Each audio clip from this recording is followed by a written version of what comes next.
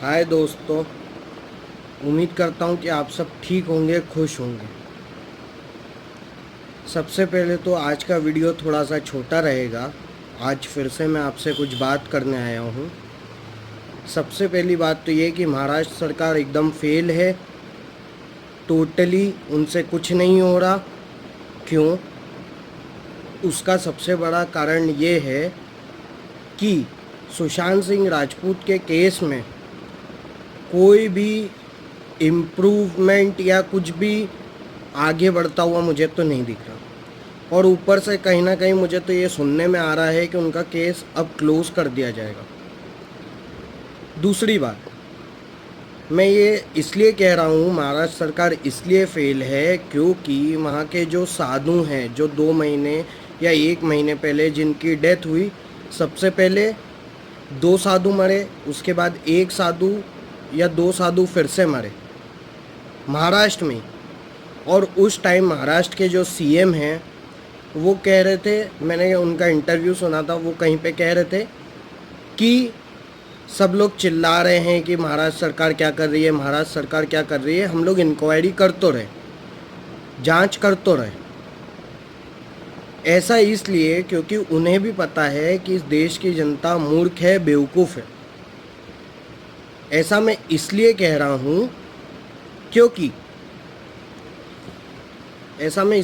हूँ क्योंकि महाराष्ट्र सरकार जो है वो बस ये जान रही है और वो बस ये सोच रही है कि 1 महीने, 2 महीने, 15 दिन, 20 दिन यहाँ के लोग चिल्लाते हैं हिंदुस्तान के और फिर शांत हो जाते हैं। उन साधुओं का क्या, उन साधुओं के लिए क्या किया? जांच चल रही है, इंक्वायरी चल रही है, इन्वेस्टिगेशन चल रही है। सुशांत के केस में भी सेम यही, जांच चल रही है, बस इंक्वायरी चल रही है। और तो और सुशांत का केस सीबीआई को ट्रांसफ़र भी नहीं किया जा रहा क्योंकि उन्हें ये पता है कि यहाँ के लोग बस चिल्लाएंगे 10 दिन, 15 दिन, उन साधुओं को भूल गए, सुशांत का केस हो गया। अब सुशांत के बाद ऐसा बोलना तो नहीं चाहिए, फिर 15-20 दिन बाद कोई आपदा महाराष्ट्र पे आ जाएगी तो फिर उस पे चले जाएंगे हम लोग। जब वो साधु मरे थे या जब वो उन साधुओं की निर्मम हत्या हुई थी, तब पूरे देश की जनता ने अपना व्हाट्सएप डीपी ऑरेंज कर दिया था, या हिंदी भाषा में गए तो भगवा कर दिया था। ऐसा क्यों? मतलब वो 10 दिन, 15 दिन आप लोगों को उन साधुओं के बारे में सोचा आपने, उसके बाद उन साधुओं की कोई बात नहीं कर रहा। फिर ये सुशांत का इंसिडेंट हो गया। और जो हमारे साधु महात्मा, जो भी बाबा थे, वो लोग कह रहे थे कि हम लोग उन बाबाओं के लिए या उन साधुओं के लिए जिनकी निर्मम हत्या हुई, उनके लिए हम कुछ करेंगे। क्या हुआ उसका? लॉकडाउन ख़त्म होने के बाद होने वाला था ना वो। क्या हुआ? कहाँ हैं वो सब साधु या कहाँ हैं वो सब लोग? देखिए, मेरा किसी धर्म या जाति या किसी के प्रति मेरा कोई मतलब, मैं उनकी आलोचना नहीं कर रहा हूँ या मैं उनके लिए कुछ गलत या मेरा कुछ पर्सनल नहीं है उनके लिए। पर हो क्या रहा है इस देश में? 1 महीने, 2 महीने हम लोग किसी के लिए बात करते हैं, तीसरे महीने भूल जाते हैं। इसलिए चाहे वो महाराष्ट्र सरकार हो, चाहे वो सेंट्रल गवर्नमेंट की सरकार हो, उस चीज़ पे कोई स्ट्रिक्ट एक्शन नहीं लिया जाता। अब तीसरी बात, मैं सबसे पहले तो आप सबसे हाथ जोड़कर विनती करना चाहता हूँ, माफ़ी मांगना चाहता हूँ। मेरा आपकी संवेदनाओं को कोई ठेस पहुँचाने का मकसद नहीं है। अगर आप में से किसी को बुरा लगता है तो इसके लिए मैं आपसे तहे दिल से माफ़ी मांगता हूँ।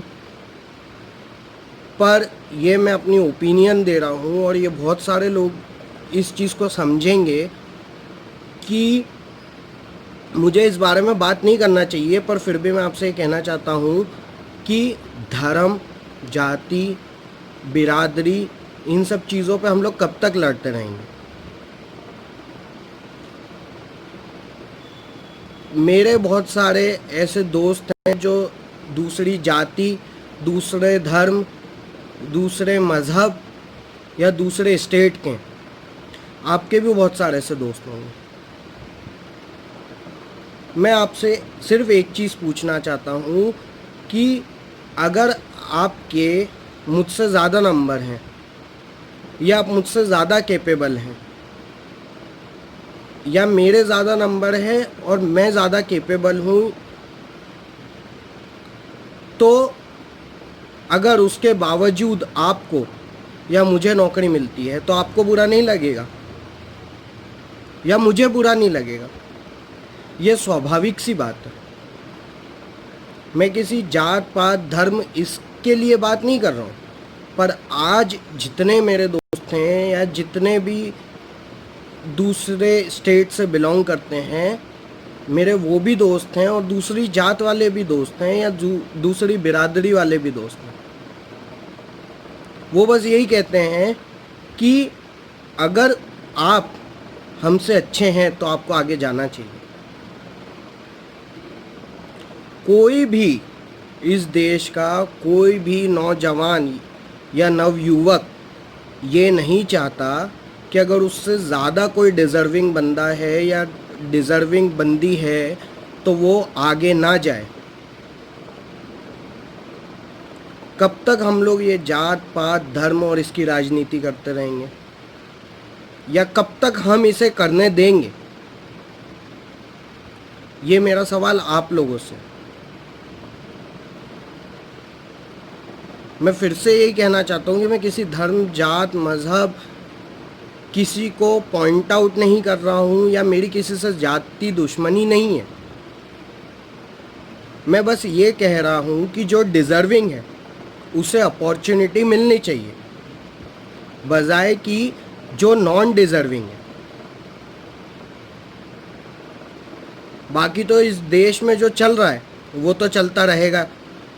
हमारे कितने ही चीखने चिल्लाने से कुछ होना नहीं है, क्योंकि सबको जो नेता हैं अभिनेता हैं उन्हें भी ये पता है कि 10 दिन 15 दिन 1 महीने चिल्लाएंगे, उसके बाद चुप हो जाएंगे। ठीक है, इससे ज़्यादा मैं आपसे कुछ नहीं कहना चाहूँगा। आपको ये वीडियो पसंद आए तो इसको लाइक कीजिएगा, अदरवाइज़ डिसलाइक भी कर सकते हैं। आप मेरा पेज सब्सक्राइब भी कर सकते हैं, और अगर आपको ये वीडियो पसंद आती है तो इसको शेयर भी कर सकते हैं। थैंक यू सो मच, धन्यवाद।